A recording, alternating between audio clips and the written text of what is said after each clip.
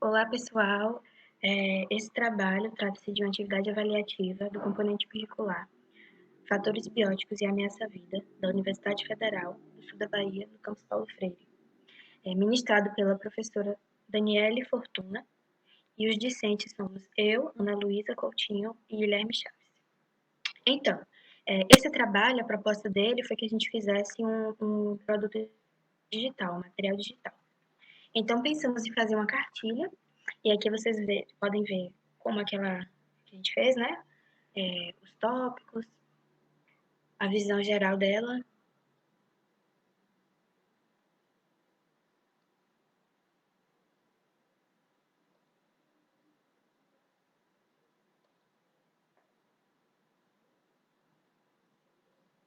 E agora eu vou falar um pouco sobre cada parte, né? Então, o título da nossa cartilha é Aedes aegypti, ciclo de vida e arboviroses, e aí tem a imagem, né, ilustrativa do mosquito Aedes aegypti.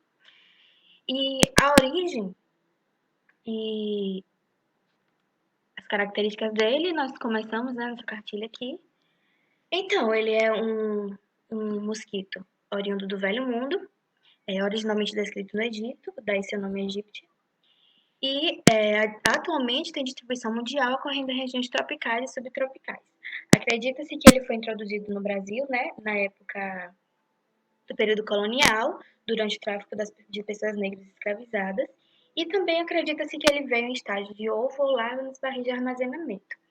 Então, uma das características marcantes da Aedes aegypti é justamente as listras, né? Na parte do abdômen, do tórax também, nas patas dele. E aqui a gente trouxe uma imagem para mostrar mais ou menos como que é a diferença do macho e da fêmea Aedes aegypti. Pela foto vocês podem perceber que a fêmea é consideravelmente maior do que o macho e também tem uma diferença na genitália deles. Vocês podem observar que na fêmea está circulado, o fim do abdômen, o rabinho aí dela, é pontiagudo, enquanto que o macho ele tem uma espécie de fenda aí. Pode ver que tem duas pontinhas. E essa é a diferença, né, da genitália deles dois. Fora a característica de tamanho que pode ser vista a olho nu, quando se tem o macho e a fêmea um do lado do outro. Os machos e as fêmeas vão se alimentar de néctar açucarado. No entanto, as fêmeas necessitam do sangue humano, né, para a maturação dos seus ovos. Por isso que ela acaba picando as pessoas. Mas a fêmea também se alimenta de néctar açucarado, assim como o macho. E aí é uma foto que a gente colocou autoral, tirada da lupa, em laboratório para demonstrar a diferença de macho e fêmea Aedes aegypti. Em relação ao ciclo de vida, o Aedes aegypti vai ter aí a fase larval, a fase de pupa e a fase adulta.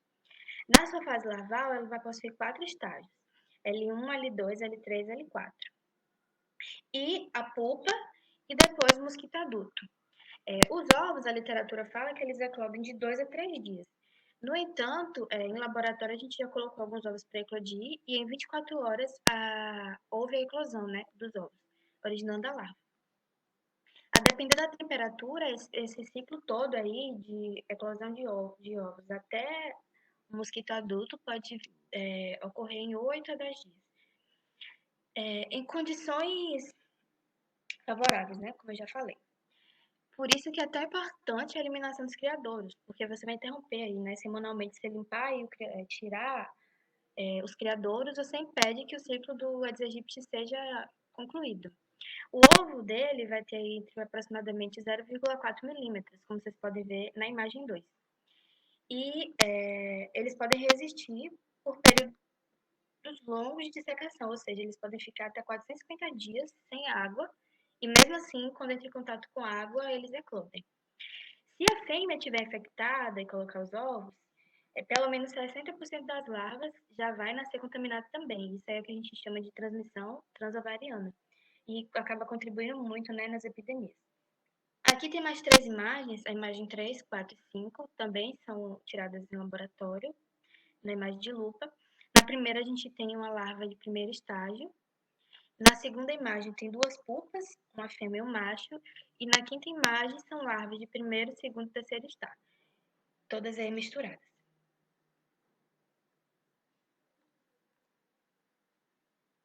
Aqui a gente colocou só alguns tópicos importantes que vale lembrar. Então, embora sabe-se, né, que a fêmea do Aedes aegypti costuma se alimentar durante o dia, caso ela não encontre alimentação suficiente, ela pode, então, eh, tentar picar as pessoas durante a noite também. Então, às vezes, se vê mosquito voando à noite, é importante verificar qual é esse mosquito mesmo, se é o mosquito muriçoca comum ou um Aedes aegypti. Outra coisa interessante é que, embora o Aedes aegypti seja conhecido por ter listras, né, quando ele completa 30 dias de vida, essas listras caem e ele fica completamente preto, que torna muito difícil o reconhecimento.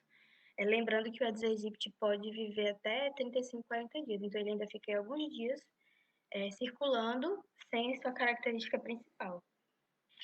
Outra coisa importante é em relação à presença de machos dentro do ambiente residencial, dentro das áreas urbanas.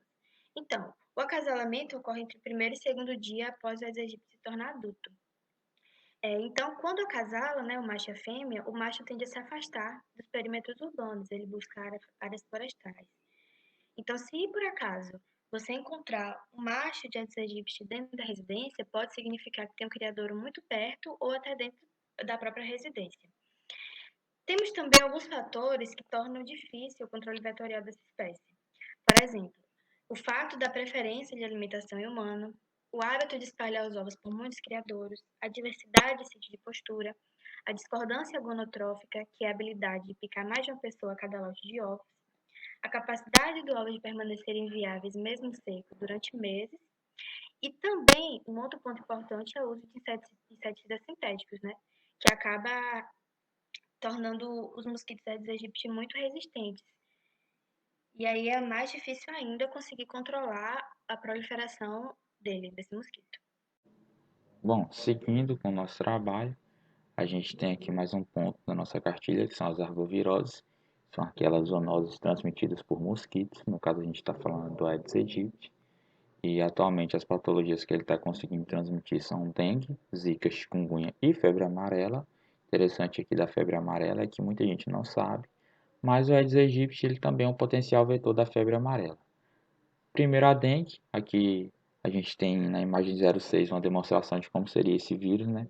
O vírus da dengue é um arbovírus e a dengue ela basicamente ela é conhecida sobre a forma de 4 sorotipos diferentes. Estima-se que a pessoa ela pode pegar dengue mais de uma vez, mas a cada vez que ela pega é um sorotipo diferente. A dengue ela é a arbovirose mais difundida no mundo, né, mais conhecida, e a depender da sua manifestação, ela tem um alto índice de morbidade e mortalidade.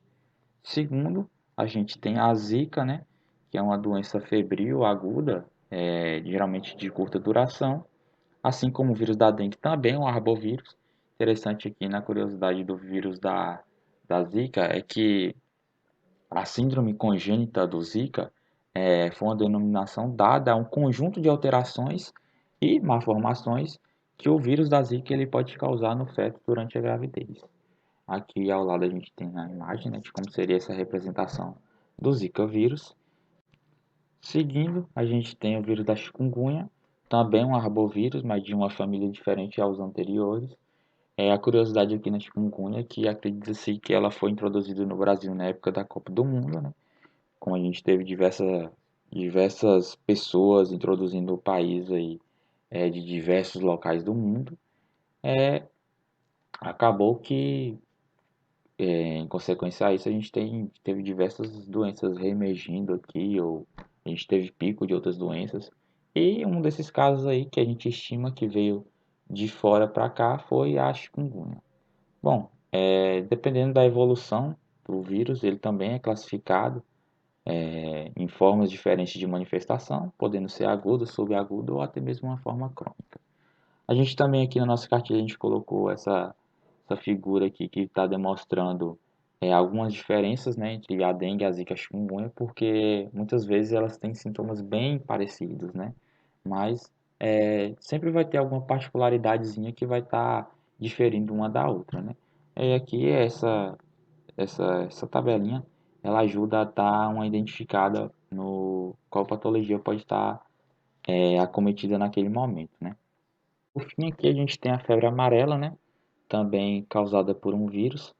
É interessante aqui que a febre amarela não é transmitida só pelo Aedes. O Aedes seria uma curiosidade, digamos assim, uma surpresa de transmissão. Mas como a gente tem aqui dois mosquitos diferentes, a gente também tem dois ciclos de transmissão. Esses mosquitos eles vivem em ambientes diferentes, vivem em habitats diferentes. A depender de qual mosquito pique a pessoa é que vai determinar o ciclo de transmissão. A gente pode ter a febre amarela silvestre, a febre amarela intermediária e a febre amarela urbana. É interessante que o amarela ele vai estar relacionado, né, à icterícia apresentada pelo paciente. E aqui nessa imagem a gente tem mais ou menos como que seria esse ciclo. Bom, no silvestre a gente vai ter o macaco ali contaminado, aí vem o mosquito do gênero Aemagogos, que é o outro mosquito que consegue transmitir a febre amarela. Esse mosquito vem, pica o macaco, e aí em zona silvestre, né, em fazendas, esse mosquito vai e pica uma pessoa. Aí a doença acaba sendo transmitida, né? E aí essa pessoa, ao ir para uma cidade, por exemplo, lá ela corre o risco de ser picada pelo Aedes aegypti, né? Que está circulando aí de toda maneira. E aí o mosquito Aedes aegypti pega a doença e pica outra pessoa lá na frente, passa a doença lá na frente. Então, basicamente, esse é o ciclo de transmissão, do ciclo silvestre para o ciclo urbano. Bom, a gente traz também alguns dados epidemiológicos, né? Dados retirados dos boletins epidemiológicos do Ministério da Saúde. Interessante aqui que são dados alarmantes, perdão. A gente tem aqui que no período de 2008 a 2019 foram notificados no Brasil aproximadamente 11,6 milhões de casos de dengue, chikungunya e zika. Neste mesmo período foram confirmados 7.043 óbitos por essas doenças. E é uma coisa que a gente está tendo constantemente. A gente vai e volta, a gente está ouvindo falar da dengue, a gente está ouvindo falar de surto, do que está cometendo as pessoas. A gente sempre fala de dengue porque, isoladamente, como o próprio Ministério da Saúde traz, ela concentrou 91% dos casos, cerca de 10,6 milhões de casos e 91,2% dos óbitos, cerca de 6.429. Então, mais uma vez, esses dados só demonstram a importância de que se tem em tratar esse assunto, que se tem em discutir esse assunto e de medidas efetivas que possam ser tomadas para que haja uma redução de casos e de óbitos. Então, o que a gente pode fazer para prevenir a proliferação do mosquito Aedes aegypti e, consequentemente, garantir a diminuição do número de casos de arboviroses transmitidos por esse mosquito? Bom, é muito importante manter caixa d'água fechada, manter tonéis e barris de água bem fechados, lavar toda semana os tanques que armazenam água, lavar dentro com escova e sabão os utensílios usados para guardar água em casa, remover tudo que possa impedir correr água nas calhas, né, as folhas secas, não deixar a água da chuva acumular na laje, trocar água de vaso de planta, fechar bem o saco de lixo e fora também, né, do alcance de animais, para não correr risco dos animais abrirem esse saco e tornar um ambiente propício para a proliferação do mosquito. Colocar o lixo em sacos plásticos. Se você não coloca areia no pratinho de planta, lave com escova, água e sabão pelo menos uma vez por semana. Encher com areia, né, até a borda os pratinhos dos vasos de planta. E jogar no lixo todo objeto que possa acumular água, como potes, latas e garrafas vazias. Você também pode manter os ralos sempre limpos, utilizar proteção contra mosquitos com portas e janelas fechadas ou treladas, denunciar locais com focos de mosquito à prefeitura e fazer uso de repelente sempre que possível, especialmente para gestantes. Então, gente, esse foi o nosso trabalho. Aqui no final, na última página, nós colocamos as referências bibliográficas do conteúdo descrito na cartilha, né? E também a referência das imagens que nós colocamos, das que não foram autorais. Algumas das imagens estão contidas dentro de alguns materiais nas referências bibliográficas e outras são as que não estão aqui referenciadas nas imagens. E aqui no final, o cabeçalho do nosso trabalho e agradecemos a vocês por estarem assistindo. Até mais.